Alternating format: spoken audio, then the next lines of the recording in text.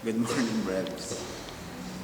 Kanina yung nabasa ko yung faithful servant, yung fifth natin, no?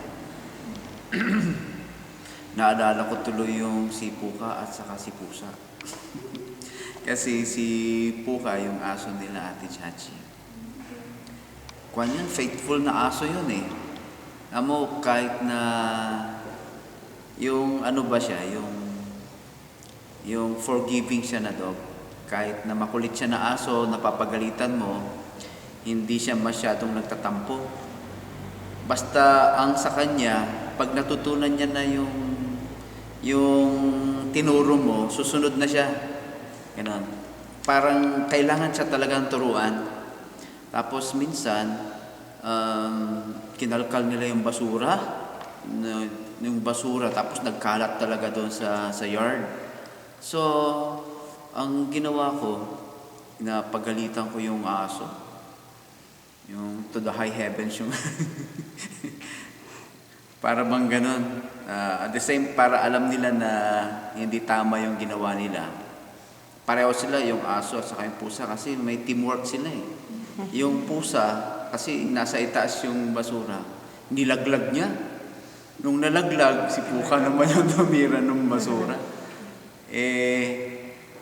Ang kwan doon, so pareho ko sila napagalitan, napalo ko sila.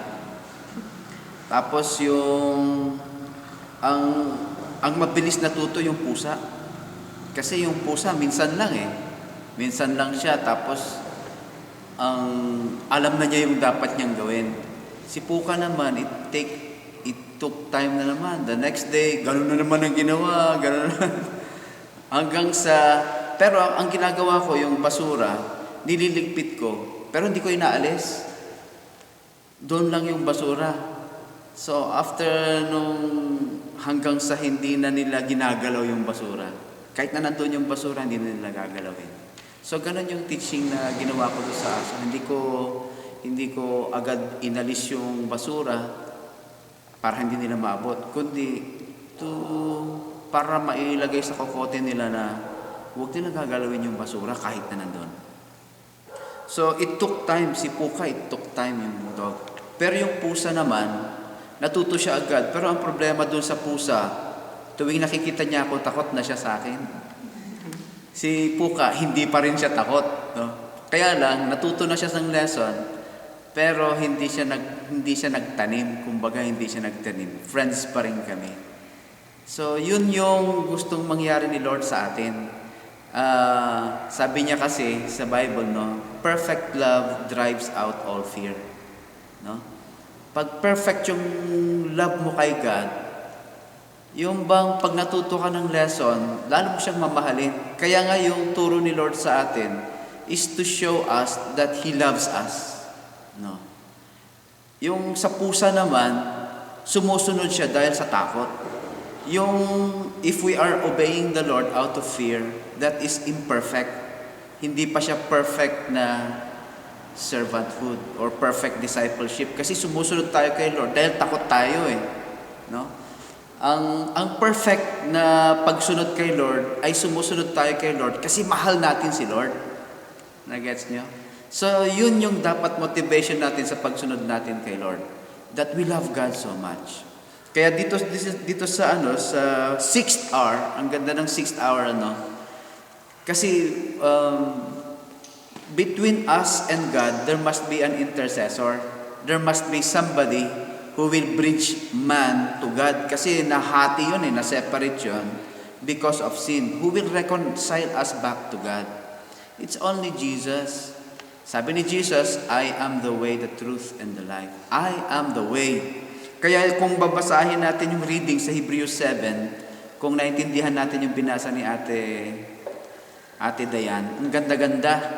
Kasi sabi niya dito, ang nagre-represent kay Christ kasi dito sa mundo, yung mga pari.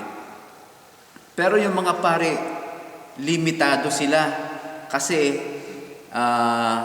nagkakasakit sila, imperfect sila, nagkakasala din sila, namamatay din sila. Kaya it prevents them from doing their duties because of these limitations, namamatay sila eh. But here, Jesus sends a high priest, yung perfect na priest who is Jesus Christ, who will intercede for us forever. He will always make intercessions for us. Diba? And anytime, 24/7, 52, Jesus is available for us. Maraming pari hindi available, di ba? Tulog na sila, may siesta sila, may mission sila. So, ang daming limitations. So, si Jesus is always there for us. Kaya, yung presence niya is for us to take advantage of. He will always intercede for us. Kaya napakaganda nung Hebrews na to. Basahin niyo ulit ito para maintindihan natin yung priesthood ni Jesus Christ. No? Na ang maganda pa dito, when the priest performs the mass, no, he makes sacrifice. But Jesus himself, ang sacrifice niya yung sarili niya mismo. Kaya holy and blameless yung sacrifice niya. Kaya ito yung kapalit ng paglilinis ng mga kasalanan natin, pagkukulang natin. It is Jesus Christ who can perfect us, so that we will be acceptable to His Father.